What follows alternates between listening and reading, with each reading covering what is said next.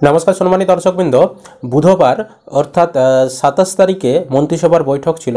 সেখানে কিন্তু আবারও ফায়ার অপারেটর পদে রিক্রুটমেন্টের প্রস্তাব পাশ হয়ে গিয়েছে, শূন্যপদ পাশ হয়ে গিয়েছে। এবার বিজ্ঞপ্তি প্রকাশিত হবে।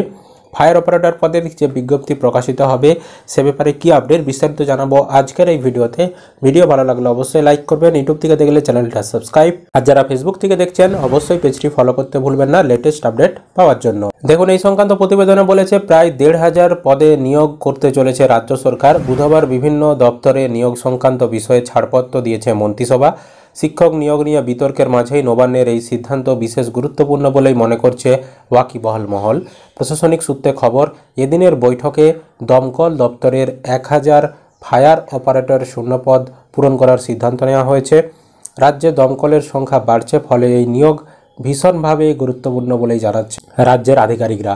এদিন মন্ত্রিসভার বৈঠকের পরে জলসম্পদ অনুসন্ধান দপ্তরের মন্ত্রী মানস ভূঁইয়া সাংবাদিকের মুখোমুখি হয়ে জানিয়েছেন, ভূমি এবং ভূমি সংস্কার দপ্তরের বিএলআরও সহ অন্যান্য জেলা অফিসগুলিতে 427 জন ডেটা এন্ট্রি অপারেটর নিয়োগ করার বিষয়েও এদিন ছাড়পত্র দিয়েছে মন্ত্রিসভা।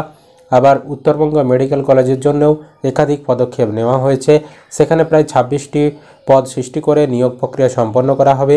কলকাতা পুরসভার অধীনে 9 জন সরকার কর্মী নিয়োগ করা হবে বলেও তিনি জানিয়েছেন। এছাড়াও রাজ্যের পঞ্চায়েত কর্মীদের জন্যও এদিনের মন্ত্রিসভার বৈঠকে একটি গুরুত্বপূর্ণ সিদ্ধান্ত নেওয়া হয়েছে।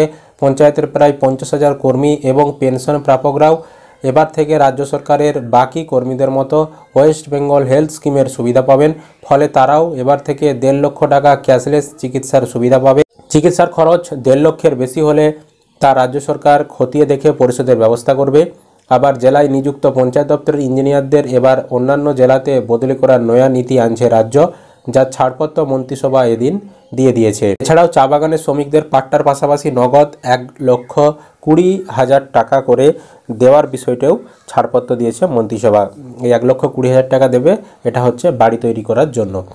তো এই সিদ্ধান্তগুলি এবারে মন্ত্রিসভার বৈঠকে যেটি বুধবারে হয়েছে তাতে সিদ্ধান্ত নেওয়া হয়েছে। তো যখনই এর আপডেট বা বাস্তবায়ন হবে, যেমন এই যেটা দমকলে নিয়োগ হবে এর যখনই বিজ্ঞপ্তি প্রকাশ হবে, আবেদন শুরু হবে, সে বিষয়েও আপনাদেরকে জানিয়ে দেব। এছাড়াও যখন বাড়ি দেওয়া হবে সে বিষয়েও আপনাদেরকে জানিয়ে দেব। আশা করি আপনারা বিষয়টা বুঝতে পেরেছেন। ভিডিও ভালো লাগলে লাইক করবেন, ইউটিউব থেকে দেখলে চ্যানেলটি সাবস্ক্রাইব, আর যারা ফেসবুক থেকে দেখছেন পেজটি ফলো করতে ভুলবেন না।